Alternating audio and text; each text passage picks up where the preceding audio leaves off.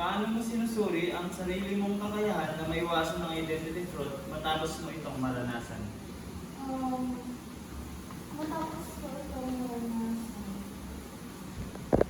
mas sinusuri ko ang sarili kong kakayahan sa pagprotekta ng information ko, and then hindi ko na agad ito ibibigay sa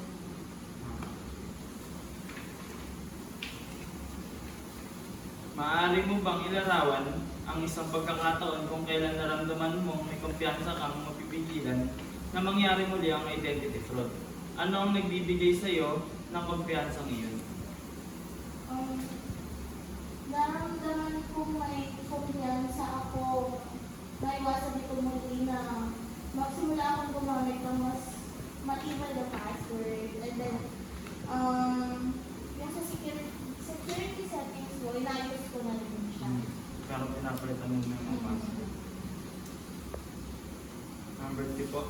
Maaari mo bang ilarawan ang mga hamon o limitasyon na kinakaharap mo sa pagsubok na panatilihing ligtas ang iyong personal na datos? Isa sa mga hamon ay ang sa online platforms na nangangailangan ng personal information. Minsan mahirap din matukoy agad kung alin ang ligtas at Hindi ligtas. Number 4 po. Paano ka karaniwang tumutugon kapag may nakikita kang kahinahinala online o sa mga mensahe? Mas pagkikainat ako siya ko ngayon. Hindi ko lang agad pinindot yung link. Kasi ngayon ang dami. Kasi pagka pinindot mo yung link, sometimes mapupot ka sa Shopee. Mapupot ka sa mga lending app. Yung gano'n. Kaya hindi na ako nang pinindot. Okay, number 5 po. Dahil sa iyong mga karanasan, pakiramdam mo ba ay mas naging handa ka, mas hindi handa, o nananatiling neutral sa pagharap sa mga sitwasyon ng identity fraud? Maaari mo bang ipaliwanag kung bakit? For me, mas naging handa na ako. Kasi,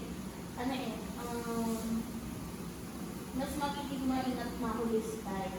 Hindi na ako yung magpapaniwala agad. Kasi, syempre, sa online platforms, madali ka agad maniniwala.